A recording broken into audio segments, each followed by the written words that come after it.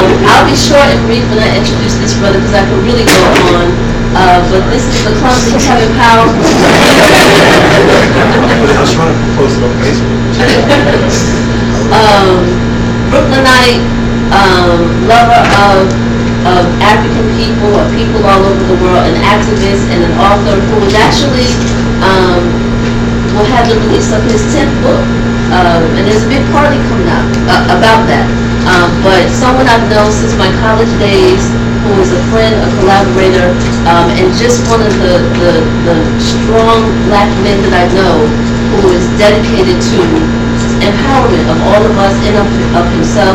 So I really could go on, but Kevin Powell, short and sweet, activist, and really at his core, writer, activist. So thank you, Kevin, for coming.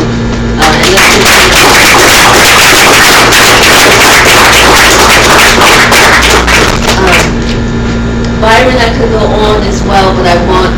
But this is Byron Kurt. I'll simply say, many filmmaker, writer as well, and a phrase that I hadn't ever heard of until I met him a couple of years ago. But he is an anti-sexist activist, and that says a lot as well.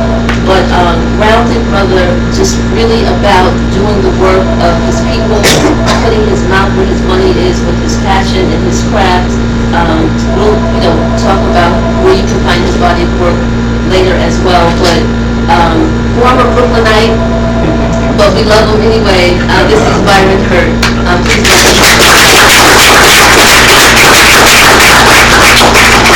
So now that the intros are done, I'm gonna get out your way. But also, before we leave, make sure you sign the mailing list so you can stay in touch with Cheo. This will be at the end, and we'd like your feedback as well. I'll later introduce Marcia Pendleton because she has some free tickets to give away as well, just to say thank you, and we'll get to other event announcements later. But thank you. All right, so let's get into it. I want to just thank these brothers, these are my brothers, Kari, Kevin, Byron. I asked these brothers, I'm trying to just ask one because, they all have so many different, yet very on point perspectives that I felt like it would be great to have everybody. And everybody here, I think like everybody here for sure. But we want to have a conversation, a real honest, open conversation, in the way that brothers have conversations when we're kind of in our own company. We felt like, I felt like if I asked brothers who I know, based on their lives, their work, how they represent themselves, the level of integrity that they have, that they will be able to come with it and speak exactly how they feel about it. So you're privy to some great information. So I don't think I'm overselling it. We'll go right into it. So the name, I guess the title of the panel is Black Love, Men, Black Love, Men, Black Love, and in the Age of Obama. And we're going to kind of look at how some of the paradigms may be shifting in society around how black men are represented. The first question really is about that. It says how black men are represented in the media when it comes to love and relationships has changed little, at least on the surface with the Obamas. And now we have all of America kind of seeing the way we're represented, at least the way they're represented. And I guess the question is this just a superficial phenomenon, or will it have some impact in our daily lives?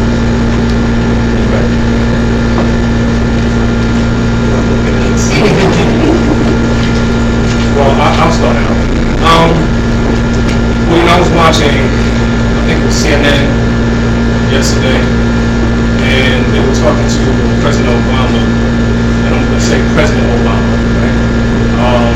And they were talking to him about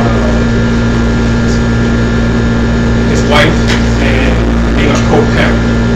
Anybody see this? Anybody? And he was just talking about how essential it is to respect and honor and negotiate your relationship with your wife and your children in terms of managing the household, managing the schedules, sharing certain tasks and things like that. And I thought that was very, very powerful.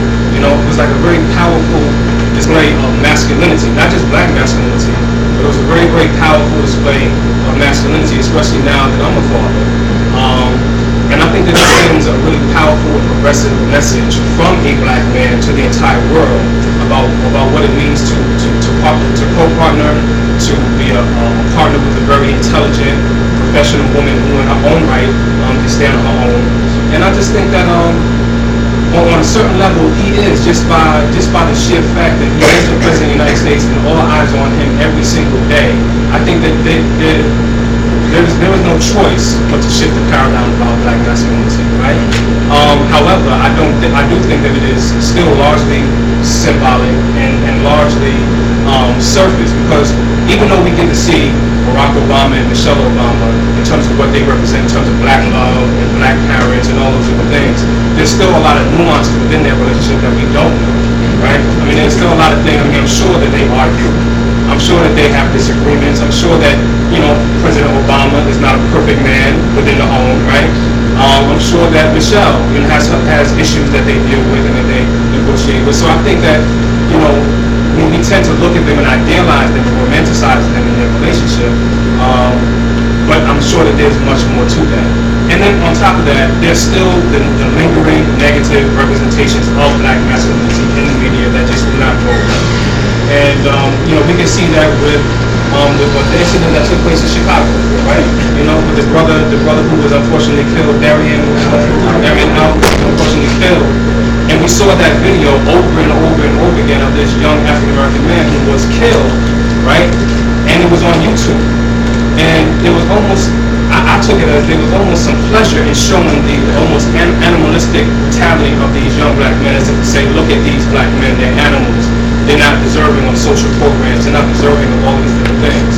So I think that it's kind of both and. I think Barack Obama is shifting and changing the paradigm, but I think that paradigm of negative, criminalistic black masculinity is still there, it's still strong. I was watching ESPN, and this is my last point. I was watching ESPN before I came over here. And there was a former linebacker who played for the San Diego Chargers. His name escapes me right now. No, that's not him. It's a former linebacker for the San Diego Chargers. No.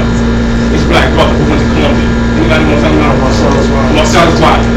Marcellus Wiley was on the show. He was co-hosting a show with a white woman. And he was just doing his thing. He was doing his thing. He was being glib. He was being very professional. I thought he was doing a great job of being a sportscaster, right? And he was very animated, and he was very fun. He was very candid. He had a little swagger to him, in his commentary. And the white woman, when he tossed it back to her, the first thing she said was, "I am so afraid of you." Yeah. And it just struck me. It just went right through me, because here I am thinking, wow, this brother is owning his chair, like he's owning his spot. He's owning language. He's owning his delivery. I mean, he almost gave a perfect, flawless delivery. And her immediate response to him was, "I am so afraid of you." And I'm like, well, what is that based on? What is that fear based on? How did you arrive at that, conclusion that you should feel fear because he's being expressive? And so